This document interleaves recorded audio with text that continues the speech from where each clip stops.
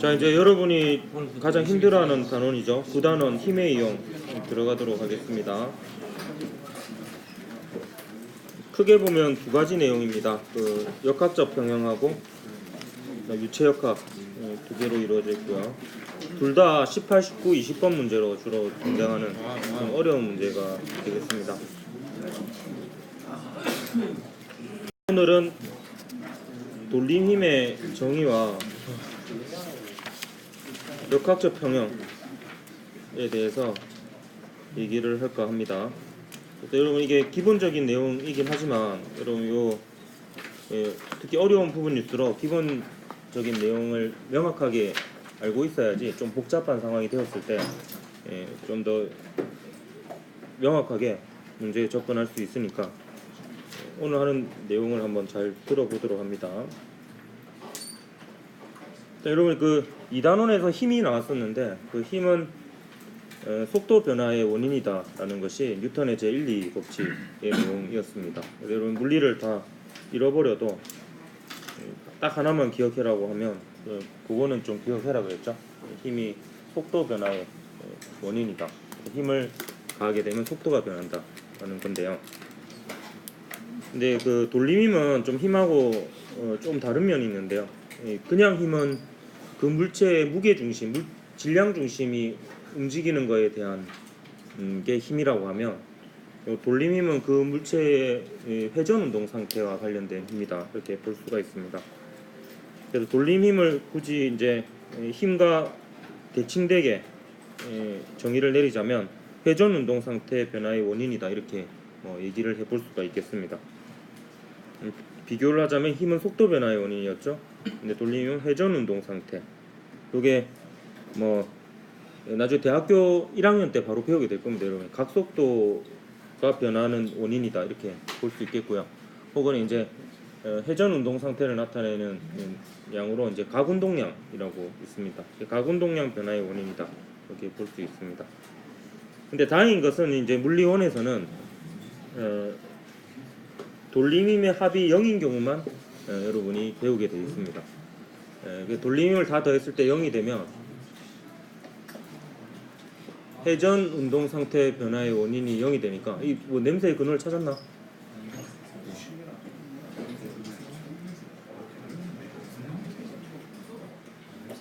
벌레 냄새 아니고?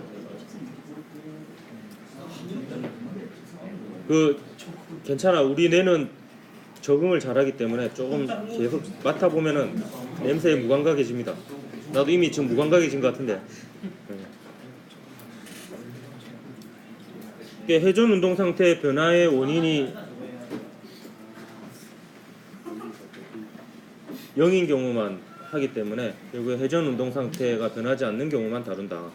그래서 회전 운동 상태가 변하지 않는 경우는 회전하지 않는 상태가 유지되거나 아니면 회전을 하더라도 일정한 속도로 회전하는 경우가 간혹 나옵니다. 어떤 경우냐면 이제 축바퀴나 이제 도르래가 나와가지고 도르래가 일정한 속도로 회전을 하게 되면 도르래에 작용하는 돌림힘을 다 더했을 때 0이 됩니다.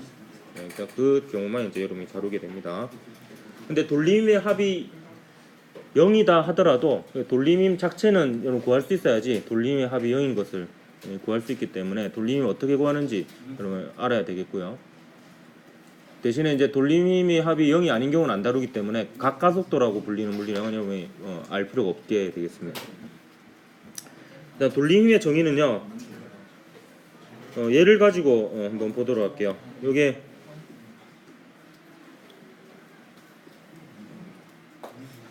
오늘 왠지 늦게 마칠 것 같은 느낌적인 느낌이 든다.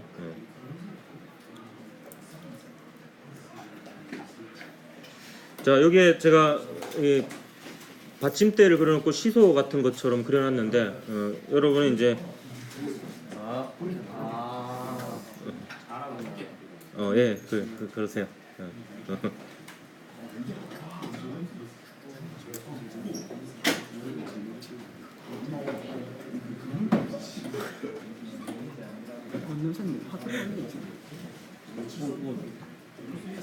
자, 오늘 무슨 일이 있어도 제가 70조까지 갈 겁니다. 일단 다 기다려 줄게요. 일이 있을 때마다. 자, 여기에 그 문이라고 생각하고요. 그 방문 있죠, 방문. 예, 그 문을 위에서 바라본 모습이고 여기가 이제 회전축이라고 한번 생각을 해보도록 하겠습니다. 그럼 얘를 이렇게 비스듬하게 잡아당기면 얘를 중심으로 이 시계 방향으로 돌아가겠죠. 네. 그래서 돌림의 합이 0이 아니어서 돌아가는 경우입니다. 가만히 있다가 회전을 하기 시작하는 경우죠. 이때 이제 요 힘하고 관련된 돌림힘이 정의가 될 수 있는데 그 돌림힘의 정의는 일단 팔의 길이와 힘의 수직 방향 성분의 곱인데요. 일단 팔의 길이라고 하는 것은 회전 중심과 힘의 작용점까지의 거리가 되겠습니다. 그게 이 경우에는 R이 되겠고요. 근데 요 쪽에서 힘을 잡아 당길 때 이렇게 수직으로 잡아 당기면 문이 돌아가지만 수평하게 잡아 당기면 문이 돌아가지 않죠.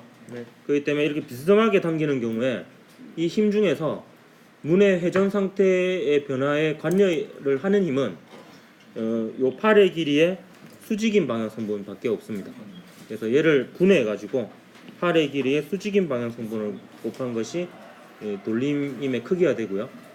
그 때문에 이제 돌림의 크기는 팔의 길이가 길수록 힘이 클수록 잘 돌아갑니다. 똑같은 힘을 주더라도 이 안쪽에서 잡아당기면 문이 잘 안 돌아가죠. 돌림이 작기 때문입니다. R이 작아가지고. 근데 R이 크면 똑같은 힘을 줘도 잘 돌아가죠. 그래서 이 R의 길이하고 이 힘의 수직 방향 성분의 크기의 물체의 회전 운동 상태가 이제 잘 변하는 그런 상태가 됩니다. 돌림의 정의는 R 곱하기 팔의 길이 곱하기 힘 중에서 수직 방향 성분 이렇게 되겠습니다. 그때 이 녀석이 이제 팔의 길이라고 불려지는 부분이고요. 아니면 뭐 회전팔 이렇게 얘기하기도 하고요. 정의를 여러분 잘 기억해야 되니까 적어주겠습니다. 이거는 회전 중심에서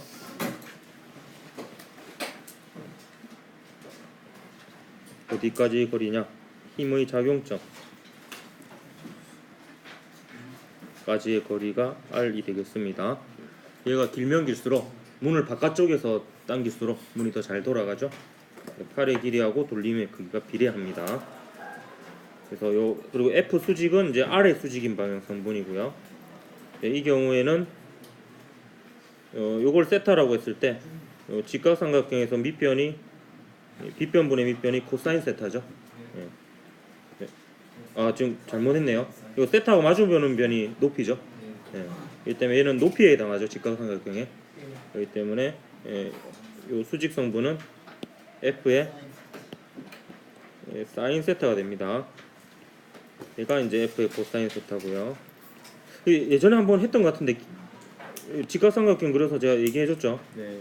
이렇게 해가지고 요게 세타면은 요 세타하고 마주보는 변이 높이죠. 그래서 빗변분의 높이가 사인이고, 그죠? 빗변분의 밑변이 코사인이고, 밑변분의 높이가 탄젠트고, 이렇게 어떤 기억이 나네요. 그럼 요 직각삼각형에서 요게 빗변이죠, F가.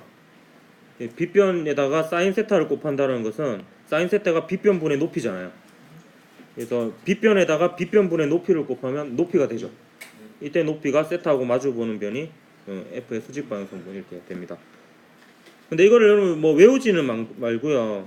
이게 뭐 지금은 이 상황에서는 R에 이제 F 사인 세타가 되는데 꼭 RF 사인 세타 이렇게 외우면 안 됩니다. 세타가 다르게 나올 수도 있으니까. 그래서 요 팔의 길이의 수직 방향 성분을 곱하는 거다. 이렇게 기억을 하도록 합니다. 근데 이게 수학적으로 이게 여러분이 이제 고등학교 과정에서 없어졌는데 이게 그 외적이라고 하는 걸 구하는 방법과 같거든요. 근데 이게 수학적으로는 이제 요 R에다가 F를 분해해서 F의 수직 방향 성분을 곱해도 되지만 거꾸로 F는 그대로 두고 요 팔의 길이를 힘과 나란한 방향, 힘과 수직인 방향 성분으로 분해해서 그 수직인 방향 성분을 곱해도 됩니다. 앞으로 이제 이 방법도 많이 쓸 거고요. 그래서 요게 이제 수학적으로 한번 같다라는 거를 온전한 증명은 아니지만 이 경우에 한해서만 그래도 한번 맞는지 살펴보고 앞으로는 쓰도록 하겠습니다. 이건 무슨 말이냐면 이제 아까랑 똑같은 상황인데 요 F는 그대로 냅두고요.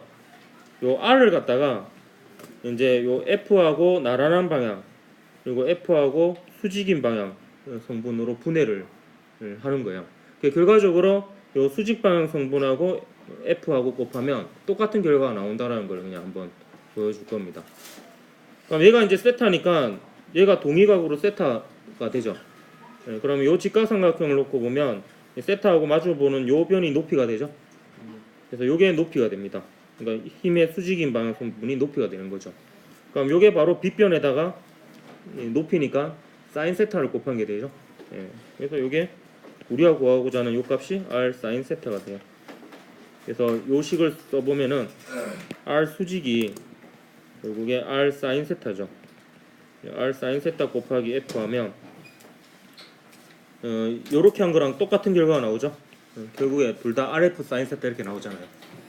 그래서 요 경우에 따라서 팔의 길이를 분해해야 되는 경우에는 그 팔의 길이를 이제 수직 성분으로 곱하면 됩니다.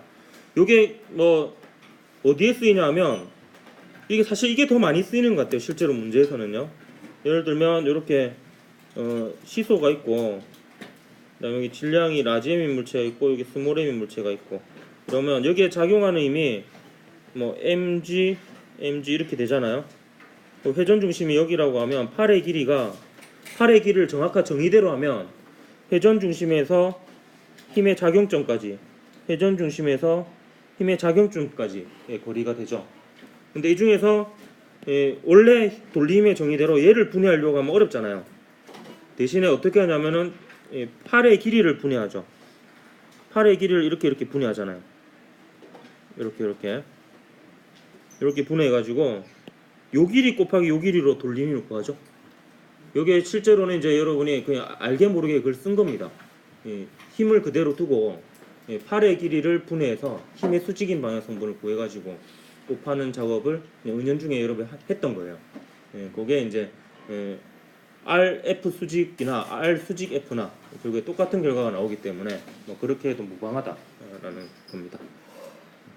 그래서 이걸 여러분이 그냥 애매하게 그냥 느낌적으로 이 식을 썼다면 그래도 명확하게 이게 써도 된다라는 걸 알고 넘어가는 게 좋을 것 같아요. 그리고 지뢰 같은 경우에는 이제 두 돌림의 평형이 그 원리다 이렇게 보면 됩니다. 그래서 지뢰가 사실 물체가 멈춘 상태에서 지렛대에 힘을 줘서 들어 올리는 과정은요 사실 정확하게 분석하면 굉장히 복잡한 과정입니다. 근데 이제 여러분이 이제 지뢰가 어떤 상황인 것만 생각을 하면 되냐면 얘가 그냥 뭐 여기에 물체를 올려놓고 여기에 수직으로 눌러가지고 가만히 있는 상태로 생각을 하거나 아니면 얘를 들어 올리는데 일정한 회전 속도로 들어 올리고 있는 일정한 회전 속도로 들어 올리고 있는 중은 회전 운동 상태 변하지 않죠. 그래서 이 경우에 이제 요 지뢰에 작용하는 이 돌림힘을 구해서 그 두 돌림이 평형이다라는 조건을 쓰면 여러분이 중학교 때 배운 지뢰의 원리에 대한 결과가 나옵니다. 그것을 간단하게 한번 살펴보고 지뢰의 예들을 한번 보고 역학적 평형 얘기하고 이렇게 마무리하도록 하겠습니다. 일단 요 지렛대는요 그 논의를 좀 편리하게 하기 위해서 요 지렛대 자체는 질량이 없다라고 가정을 하겠습니다. 무시무시한 지렛대고요. 질량을 무시할 수 있는. 그리고 이게 일정한 속도로 회전을 하고 있어서 여기 회전 중심으로 해서 없는 순간 임의의 순간을 놓고 지금 볼 겁니다. 그래서 요 각도가 세타인 순간 얘가 점점 들어올리면 세타가 줄어들겠죠. 근데 임의의 각도 세타인 순간에 얘가 일정한 속도로 회전하고 있으니까 돌림힘의 합이 0인 상황입니다. 근데 이 지뢰에 작용하는 힘을 보면요 좀 더 정확히는 얘가 물체하고 지뢰가 한 몸이 되어서 움직이니까 요거 전체를 하나로 묶어 볼 겁니다. 여기에 작용하는 힘들을 한번 살펴보면 물체에 작용하는 무게가 있을 거고요. 중력. 그다음 여기서 사람이 누르는 힘 F가 있고요. 그다음 힘이 하나 더 있습니다. 사실 여기서 떠받치는 힘이 있는데 여기를 회전 중심으로 잡으면 받침대가 지뢰를 떠받치는 힘은 팔의 길이가 0이 되어서 돌림이 어차피 0입니다. 그리고 제가 돌림힘은 크기도 있지만 방향도 있거든요. 방향을 제가 깜빡하고 얘기는 안 해줬는데 방향을 구하는 방법은 간단합니다.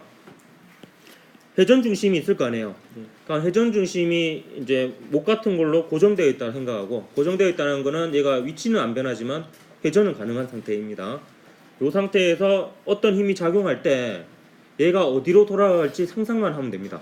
그럼 그 방향이 돌림의 방향입니다. 이렇게 작용하면 얘가 이렇게 돌아가겠죠. 네. 그럼 이게 시계 방향이죠. 네. 그럼 이 힘에 의한 돌림은 시계 방향이 됩니다. 그렇게 그냥 상상을 하면 되겠습니다. 그러니까 매 같은 경우에는 지금 작용하는 힘이 W 그리고 F, 이 돌림과 갖게 된 건 이 두 힘밖에 없습니다. 근데 여기가 회전 중심, 여기가 못이 박혀 있다 생각하고 이 W만 작용한다면 얘가 이렇게 돌아가겠지. 예. 그래서 시계 반대 방향이라고 제가 그냥 즐겨 쓰는 표현 방법입니다.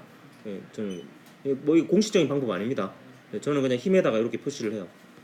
그럼 얘만 작용한다 생각하면 얘가 없고, 얘만 작용한다 생각하면 얘가 이렇게 점점 회전이 빨리 되겠지. 예. 그래서 이 녀석에 의한 돌림은 시계 방향 이렇게 돼요. 그러니까 결과적으로는 요 힘에 의한 돌림하고 요 힘에 의한 돌림이 같으면 크기가 방향이 반대고 크기가 같으니까 평형이 되는 거죠. 그걸 써볼 겁니다. 그럼 정확하게는 이제 A 곱하기 W라는데 그냥 하면 안 되죠. 수직이 아니죠. 그럼 요 팔의 길이나 요 W 중에 둘 중에 하나는 분해를 해서 상대편에게 수직인 방향 성분을 곱해야 됩니다. 근데 이 둘 중에서 이제 분해하기 쉬운 게 얘가 분해를 하기 쉬워요. 왜냐면 그림으로 그려봤을 때 수평, 수직 이렇게 축을 나누면 되니까. 힘이 수직이잖아요, 지금. 네. 그러면 힘하고 날아가는 방향 그리고 수직인 방향 이렇게 나눌 수 있으니까 팔의 길이를 분해를 할 겁니다. 그럼 팔의 길이 중에서 이 수직인 방향 성분 곱하기 W는 팔의 길이 중에서 수직인 방향 성분 곱하기 F 한 것이 이 두 돌림의 평형식이 되는 거고요. 이때 A 수직과 B 수직을 구해보면 A 요 직각삼각형에서 세타하고 90도 사이니까 얘가 밑변이죠. 그렇기 때문에 A 수직은 B변에다가 B변분의 밑변 코사인 세타를 곱해줘야 됩니다. 그래서 얘는 A 코사인 세타고 얘는 똑같은 원리로 요 직각삼각형에서 얘가 세타하고 90도 사이니까 밑변이죠. 그래서 밑변의 길이는 B변의 길이 곱하기 B변분의 밑변 하면 되니까 B변분의 밑변이 코사인 세타잖아. 그래서 이 B 수직은 B의 코사인 세타가 됩니다. 그래서 식이 A 수직 대신에 A 코사인 세타, B 수직 대신에 B 코사인 세타가 되니까 세타가 얼마든지 간에 코사인 세타는 양변에서 날아가죠. 그래서 AW는 BF라는 이제 여러분 중학교 때 배웠던 지뢰의 원리식이 되고요. 이때 보면은 이제 물체가 놓인 곳에서 회전 중심까지의 거리보다 사람이 힘이 작용하는 곳에서 회전 중심까지의 거리가 더 길어지면 힘은 물체의 무게보다 작게 줘도 얘를 들어 올릴 수가 있는 거죠. 그래서 힘의 이득을 얻을 수 있습니다. 힘을 더 작게 줘도 더 무거운 것을 들어 올릴 수 있습니다. 하지만 에너지적으로 봤을 때는 이득이 없습니다. 왜 그러냐 하면 요 2를 보면 결국에 무게가 W의 녀석을 직접 들어가지고 W의 힘을 줘서 H만큼 들어 올리나 아니면 지뢰를 이용해서 F라는 힘을 줘서 S만큼 눌러가지고 들어 올리나 결국에 에너지적으로는 일이 똑같다라는 거예요. 그래서 이제 뭐 일의 이득은 없다 이렇게 볼 수 있습니다. 이게 식으로 봐도 요 A 대 B는요, 요 직각삼각형하고 요 직각삼각형이 닮음이죠. 네. 그렇기 때문에 A 대 B는 B변의 B거든요. A 대 B는 높이의 B하고 같습니다. 그래서 H 대 S하고 같죠. 그래서 요 A하고 B 대신에 H하고 S를 집어넣으면 이제 A 대신에 H, B 대신에 S를 집어넣으면 WH는 FS라는 결과가 나오는 거죠. 그래서 W 힘으로 H만큼 들어올리나 지뢰를 이용해서 F의 힘으로 S만큼 움직여서 들어올리나 결과는 똑같다라는 겁니다. 그래서 일적인 이득은 없다라는 게 이제 더불어서 지뢰의 원리에 들어가 있었죠. 네. 이때 그 힘의 이득에 관련된 것은 결국에 두 돌림의 평형이다 이렇게 보면 되겠습니다. 그거 이제 일상생활의 예들을 한번 설명을 해보도록 할게요. 뭐 가위, 병따개, 병따개 그리고 핀셋 이런 것들이 지뢰의 대표적인 예가 되는데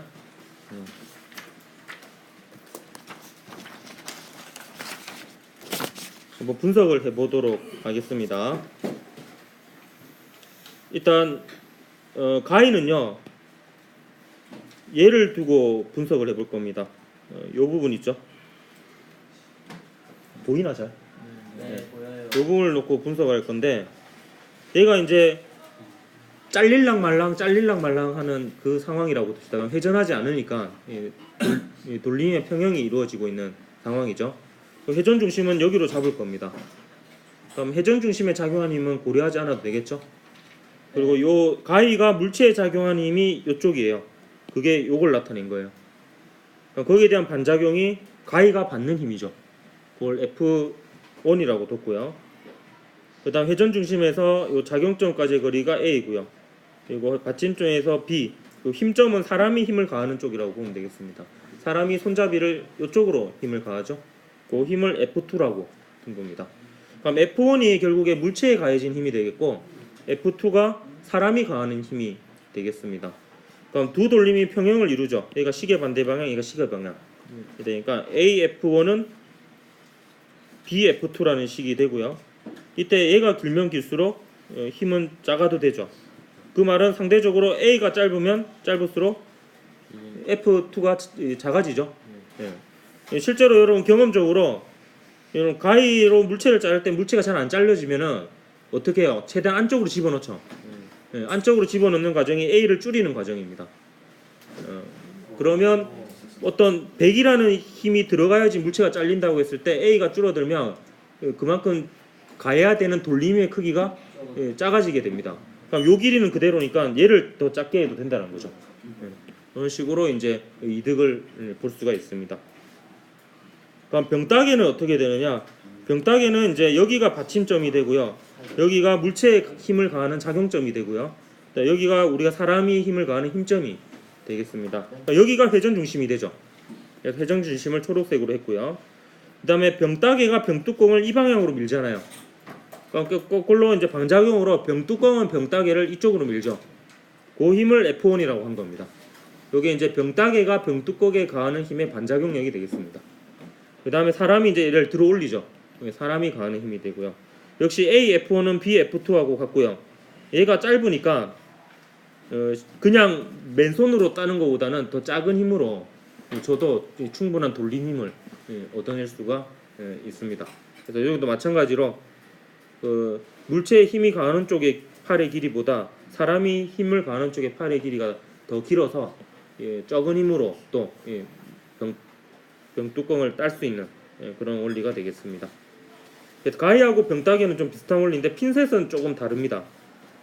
핀셋은 오히려 힘의 이득보다는 거리의 이득을 본다라고 볼 수 있는데, 핀셋의 경우에는 얘는 지금 뭘로 나타낸 거냐면 요 둘 중에서 요 아래쪽을 표현한 거라고 보면 되겠습니다. 아래쪽에서 이제 이렇게 힘을 가하게 되면 이쪽이 이제 사람이 힘을 가하는 쪽이죠. 사람이 가하는 힘을 다 F2라고 뒀습니다. 그 다음에 이 핀셋이 물체를 이쪽으로 힘을 가하면 물체는 반작용력으로 핀셋을 이쪽으로 힘을 가합니다. 그 힘을 이제 F1. 그러니까 얘는 핀셋이 물체에 가하는 힘의 반작용력이 되겠습니다. 그럼 얘 경우에는 오히려 그 물체에 가해지는 힘하고 힘의 팔의 길이가 더 길죠. 사람이 가하는 힘 쪽이 팔의 길이가 더 짧고요. 그래서 맨손으로 찝는 것보다 오히려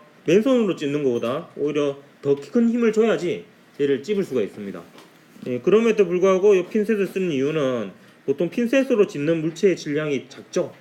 네. 그래서 이 힘이 많이 들어가는 건 아니에요. 그렇기 때문에 이제 뭐 조금씩 이렇게 움직여서 훅훅 움직이니까 집게나 이제 핀셋 같은 경우에는 그리고 집어야 되는 물체에 힘이 별로 많이 들어가는 거 아니니까 이렇게 이런 식으로 뭐 거리의 이득도 얻을 수 있고 또 허리를 안 굽혀도 된다는 뭐 좀 그런 부분들이 있습니다. 이런 것들이 이제 다 두 돌림의 평형으로 설명이 가능하다라는 거고요. 축바퀴 같은 경우에는 지뢰하고 아주 유사한 원리로 똑같은 원리다 이렇게 볼 수 있습니다. 축바퀴가 뭐냐? 두 도르래가 같은 축으로 얘가 한 바퀴 돌 때 얘도 한 바퀴 도는 이런 구조가 이제 축바퀴가 되겠습니다. 그냥 축이 이제 쭉 이어져서 본드로 고정되어 있는 이런 상태다 이렇게 볼 수가 있습니다. 그래서 같이 회전하는 이런 상태가 되겠습니다. 그러니까 여기에 무게가 W인 물체를 안쪽에다가 달아놓고 바깥쪽에 F의 힘으로 끌어올려서 얘가 일정한 속도로 들어올리거나 혹은 잡은 상태로 얘가 일정한 높이가 유지되고 있거나 이러면 역시 이 축바퀴에 작용하는 돌림힘은 평형을 이루고 있는 이 상태다. 그래서 회전 운동 상태가 변하지 않는 상태다. 이렇게 볼 수 있고요. 얘는 정확히 이 경우하고 똑같습니다. 요 W인 무게가 W인 물체를 지뢰를 이용해서 F의 힘으로 들어올리는. 그래서 팔의 길이가 BA인 반지름의 길이가 BA인 이 상황하고 완전히 똑같다. 이렇게 볼 수 있습니다. 이때 이제 얘는 시계 반대 방향의 돌림힘이 되고 얘는 시계 방향의 돌림힘이 되고 이렇게 되는 거죠. 그래서 AF는 BW. 그래서 B가 짧잖아요. A가 길고. 그래서 F가 W보다 작아도 되는 거죠. AF가 BW가 되니까 이게 이제 축바퀴의 원리가 되겠습니다. 축바퀴 원리가 되게 많아요. 수도꼭지 손잡이. 이 수도꼭지를 돌리기 위해서는 어떤 특정 크기의 돌림힘이 필요할 거 아니에요. 그 마찰을 이겨내고 돌리려면. 근데 요 안쪽을 잡고 돌리는 것보다 요 손잡이를 잡고 돌리면 더 쉽게 돌아가죠. 네. 왜냐하면 팔의 길이가 얘는 이만큼인데 얘는 이만큼이죠. 그래서 팔의 길이가 길어지니까 똑같은 힘을 주더라도 돌림힘이 커집니다. 그래서 이제 쉽게 돌아갈 수가 있는 거고요. 문손잡이도 마찬가지죠. 문손잡이는 요새는 이거보다는 유행하는 게 그 일자형이 더 많죠. 네. 일자형도 그 축하고 먼 쪽에 잡고 돌려야지 더 쉽게 돌아가잖아요. 네. 그게 이제 팔의 길이가 길어지니까 우리가 필요한 돌림을 더 쉽게 얻을 수가 있습니다. 그다음 자동차 핸들도 마찬가지. 자동차의 크기가 커질수록 핸들의 지름이 커집니다. 팔의 길이가 길어지는 거예요. 그래서 이제 돌리는데 힘이 많이 들어가니까 무거울수록 더 돌림힘이 커야지 돌아갈 거 아니에요. 앞바퀴가. 그래서 버스나 트럭의 핸들이 더 지름이 큰 게 그런 이유 때문이고요. 드라이버 같은 경우에도 이 부분보다는 손잡이 부분이 더 두껍죠. 그래서 그 이유가 이제 마찬가지 팔의 길이가 길어진다라고 볼 수 있어요. 이걸 이쪽에서 바라보면 이렇게 되는 거죠. 여기가 이제 나사에 가해지는 쪽은 팔의 길이가 이 정도라면 이제 손에 힘을 가하는 쪽은 팔의 길이가 이렇게 되는 거죠. 그래서 드라이버로 잘 안 돌아갈 때는요, 수건을 감아가지고 돌리면 더 잘 돌아갑니다. 그게 팔의 길이를 더 길게 해주는 거예요. 두껍게 해가지고. 그리고 이런 잼통 같은 거 뚜껑 안 돌아갈 때 잘 안 돌아가면 수건 덧대고 돌리죠.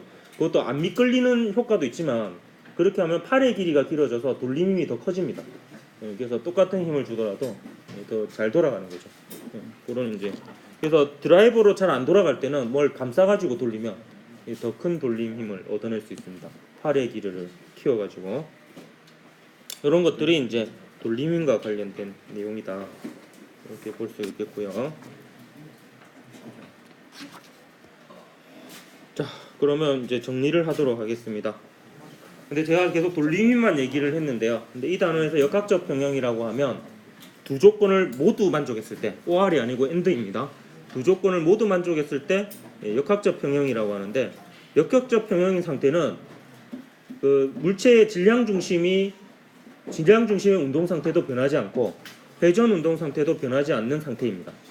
그래서 힘의 평형과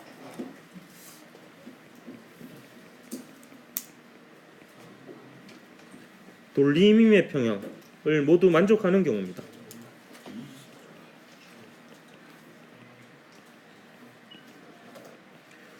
이걸 둘 다 만족하면 네 가지 경우의 상태가 있을 수 있습니다. 회전하지도 않고 움직이지도 않는 상태. 요게 거의 대부분의 문제에 나오는 상태입니다. 하지만 그 다음에 질량 중심은 움직이지 않는 상태이면서 회전은 일정한 속도로 회전하는 경우. 이건 이제 축바퀴를 통해서 일정한 속도로 물체를 들어 올리는 경우. 이런 경우가 있겠습니다. 이 경우는 간혹 나옵니다. 간혹 나오는데 근데 회전하지 않는 상태에서 질량 중심만 일정한 속도로 움직이는 경우, 이거는 뭐 등속 직선 운동이죠. 그래서 굳이 이 단원에서 나오지 않고요. 근데 일정하게 회전을 하면서 일정한 속도로 가는 경우는 한 번도 나온 적이 없습니다. 이거는 뭐 굳이 나올 필요가 없을 것 같아요. 예를 들면 이제 그 동계올림픽에서 그 돌 이렇게 던지는 거 뭐였지? 아 컬링. 컬링에서 마찰이 없다라고 가정하고 얘를 회전을 줘서 쭉 직선으로 보낸다라고 생각하면 근데 직선은 안 가죠 회전시키면 그거는 실제로 마찰이 있어서 그걸 움직이는 거고요. 만약에 진짜 마찰이 없으면 얘가 회전을 일정한 속도로 회전하면서 직선 운동을 하게 되거든요. 마찰이 전혀 없으면 그런 상태도 역시 역학적 평형의 상태로 볼 수 있는데 근데 실제로는 컬링은 회전하면 이게 컬 하는 게 휘는 게 마찰이 있기 때문에 휘는 겁니다. 그래서 그런 예는 잘 없기 때문에 결국에는 두 가지 중에 하나가 주로 나옵니다. 회전도 안 하고 움직이지도 않는 상태가 제일 많이 나오고 아니면 축바퀴나 도르래가 나오면 일정한 속도로 회전하는 경우 고정되어 있는 상태에서 그 정도 나옵니다. 근데 이거 할 때 한 가지 요령을 알려주면 회전 중심을 잘 잡으면 힘의 평형을 쓰지 않고 돌림의 평형을 써서 문제가 해결되는 경우가 많습니다. 물론 이제 요즘은 문제 트렌드가 그렇게 안 되게끔 문제를 냅니다. 힘의 평형도 같이 써야지 혹은 좀 식을 여러 개 써야지 풀리게끔 좀 복잡해서 만드는데 초창기 문제는 이제 얘만 잘 쓰면 됐거든요. 근데 복잡한 문제도 요새 문제도요. 그 힘의 평형을 안 쓰고 돌림의 평형을 두 번 쓰면 풀리게끔 이런 식으로 많이 나와요. 그렇기 때문에 이제 돌림의 평형을 먼저 써보는 게 유리할 때가 많습니다. 그리고 어차피 제가 얘기했죠. 회전 운동 상태가 변하지 않거나 아니면 그 아예 회전하지 않는 경우를 다룬다 했잖아요. 그럼 회전하지 않는 경우에는 회전 중심을 어디로 잡아도 회전하지 않는 거기 때문에 회전 중심을 아무데나 잡아도 됩니다. 그리고 회전 중심을 잡을 때는 그럼 어디를 잡으면 좋으냐? 문제에서 물어보지 않는 힘이 작용하는 곳, 주로 받침대가 있는 곳, 이런 것을 이제 아니면 장력 중에서 구하지 않아도 되는 부분, 그런 부분에 이제 회전 중심을 잡으면 그 힘을 구할 필요가 없으니까 힘의 평형까지 안 써도 되는 경우가 많습니다. 예를 들면 철수가 선반인데 이 선반은 그 무시무시한 선반이고요. 질량이 없는 또 상자가 무게가 W예요. 폭이 0.5m고요. 선반은 1m고요. 폭이 얘를 끝에서 100N으로 들어 올리고 있는 경우입니다. 근데 이게 받치고만 있는 경우예요. 역학적 평형을 이루고 있는 경우죠.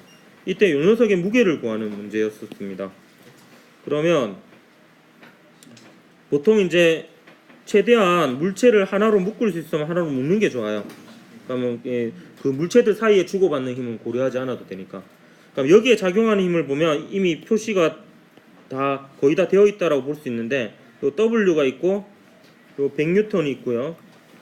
그 다음에 요 끝에서 얘를 떠받치는 힘, 요거는 이제 문제에서 물어보지 않았지만 일단 써볼게요. 요 세 개가 있습니다. 그러면 이게 평형을 이룬다, 역학적 평형을 이룬다는 것은 요 두 녀석 더한 거하고 요 녀석이 일단 같고요. 그러니까 힘의 평형을 이루고 있고, 그리고 어떤 한 부분을 회전 중심으로 잡았을 때 돌림의 평형을 이루고 있기 때문에 얘가 돌아가지도 않고 있는 상태가 있습니다. 근데 이때 회전 중심을 잡을 때 여기를 회전 중심으로 잡아도 문제의 답 구해지고요. 여기를 잡아도 되고 여기를 잡아도 되고 여기를 잡아도 되고 다 구해집니다. 정확하게 똑같이. 그렇지만 어차피 어디를 중심으로 회전하지 않기 때문에 어차피 F1을 구할 필요가 없으니까 회전 중심을 잡을 때 얘를 회전 중심으로 잡는 게 유리하다는 거예요. 그러니까 얘가 돌림힘이 0이 돼버리고 팔의 길이가 0이 되니까 얘가 시계 반대 방향의 돌림힘, 얘가 시계 방향의 돌림힘이 돼서 보면은 두 돌림의 평형을 써보면 결국에 W만 모르는 상태가 되니까 그냥 식 하나로 W를 구할 수 있다라는 게 됩니다. 그래서 돌림의 평형식을 써보면 일단 시계 방향의 돌림힘이 요 100N에 의한 돌림힘이죠. 그래서 팔의 길이가 1m죠. 1 곱하기 100이 되겠고요. 그리고 시계 반대 방향의 돌림힘이 요 W에 의한 돌림입니다. 요것도 정확히는 팔의 길이가 요거죠, 요건데 팔의 길이에 힘의 수직 방향 성분 얘를 곱하는 겁니다. 그러니까 얘가 물체 폭이 0.5니까 질량 중심은 가운데 있죠. 그래서 요 팔의 길이의 수직 성분은 0.25가 되겠죠. 0.25. 그래서 0.25 곱하기 W 이렇게 되겠습니다. 그럼 W가 바로 나오죠. 그럼 W가 얼마 나옵니까? 400N이 나옵니다. 그래서 문제에서 물어보지 않았지만 F1까지 마저 구해보면 위쪽으로 작용하는 힘이 100N하고 F1 두 개가 있죠. 아래쪽으로 작용하는 힘은 W 밖에 없죠. 네, W는 위의 식에서 구했잖아요. 400N을 여기다 집어넣으면 F1은 얼마가 됩니까? 300N이 됩니다. 이게 뭐 가장 어찌 보면은 단순한 형태의 그 역학적 평형 문제가 되겠습니다. 그래서 역학적 평형 문제 풀 때는 이제 최대한 덩어리를 묶을 수 있으면 최대한 많이 묶어가지고 여기에 작용한 힘을 다 표시해 본 다음에 굳이 구애할 필요가 없는 힘이 작용하는 곳에 회전 중심을 잡아요. 그래서 돌림의 평을 먼저 써보고 그래서 풀리면 장땡이고 그걸로 안 풀리면 이제 힘의 평형까지 가가지고 나머지 구하면 되겠습니다. 이렇게 해서 제가 이번 단원에서 역학적 평형 문제만 제가 새로 바꿔서 가져왔거든요. 역학적 평형 문제가 어려운 문제가 많아가지고 그 역학적 평형 문제는 좀 전형적인 문제가 별로 없어요. 그래가지고 이제 계속 새로운 유형을 알려주는 게 좋을 것 같아가지고 이번에 바꿨고 저 뒤에 유체 부분은 작년까지 풀었던 문제들이 좀 대표적인 문제들이 될 수가 있어가지고 그냥 그대로 냅뒀습니다. 다음 시간에 그 역학적 평형의 예들하고 그 다음에 관련된 문제 한번 풀어보도록 하겠습니다. 오늘 여기까지 할게요. 네, 수고하셨습니다.